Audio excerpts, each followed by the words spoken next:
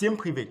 Les gens ont tendance à croire que pour venir en Russie, il faut seulement aller dans les grandes villes telles que Moscou ou Saint-Pétersbourg, ou bien qu'il y a donc des très belles petites villes au nord et au sud de la Russie. Ils peuvent donc partir et s'en sortir facilement et avoir même des jobs étudiants pour pouvoir subvenir donc à leurs différents besoins. Dans la vidéo d'aujourd'hui, je vais donc te donner quelques villes au sud de la Russie où tu pourras donc aller faire tes recherches et peut-être venir suivre, faire ton année de fac ou encore l'année d'apprentissage de ta langue russe dans ces villes-là.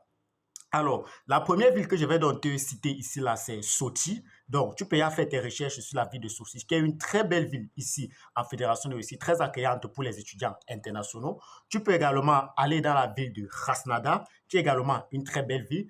Également dans la ville de Rostov, qui est aussi une très belle ville. Et la ville de Vladikavkaz, quelque chose du genre. Bon, j'ai du mal à prononcer cette ville en fait. Donc, voilà quelques villes où tu peux donc venir ici en Fédération Russie, qui sont des villes au sud de la Russie. Comme je vous ai toujours dit, il n'y a pas que Moscou ou Saint-Pétersbourg. Et si tu n'as pas un grand budget, je ne te conseille pas de venir à Moscou ou bien à Saint-Pétersbourg parce que il est bien vrai que tu auras les jobs étudiants là-bas avec un salaire un peu plus élevé. Mais rassurez-vous, les salaires sont un peu pareils parce que dernièrement, j'ai contacté un ami qui est du côté de Saint-Pétersbourg. Je lui ai demandé combien il gagnait là-bas au niveau des jobs étudiants.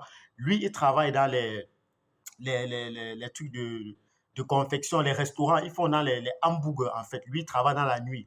Il a environ 4000 roubles par jour. Donc, 4000 à 5000 euros. Bon, ça dépend, en fait, ça varie, mais c'est minimum 4000 et maxi 5000 euros.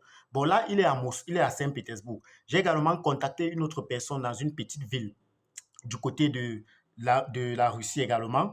Donc, lui, il est dans un salaire de 2500 roubles en fait. Maintenant, quand tu vas donc faire l'équivalence au niveau du coût de vie, tu verras donc qu'à Moscou ou bien à Saint-Pétersbourg, le coût de vie est relativement supérieur au coût de vie dans les petites villes. Je ne sais pas si vous comprenez un peu. Donc, le coût de vie est un peu plus cher. Donc, mon conseil que je donne à moi, ça n'engage que moi, c'est que lorsque tu veux venir ici en Fédération de Russie, c'est que essaie d'aller dans les petites villes. Non seulement tu te concentres pour apprendre d'abord ta langue russe parce que c'est la clé.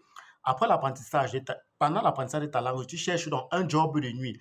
Et les 4 villes que j'étais donc citées là sont des villes où tu es sûr que tu vas donc avoir un job de nuit. Comme je t'ai dit, l'important c'est que lorsque tu arrives, tu cherches donc à t'intégrer à la communauté de ton pays. Je vais donc encore lister ces 4 villes-là. Tu as Sochi, tu as Krasnodar, tu as Rostov, tu as Vladikavkaz. Donc voilà donc ces 4 villes-là. Et j'ai également des universités dans chacune de ces villes-là qui acceptent donc des étudiants internationaux. Donc, si tu es donc en Afrique et que tu as besoin d'accompagnement pour venir poursuivre tes études ici en Fédération, ici,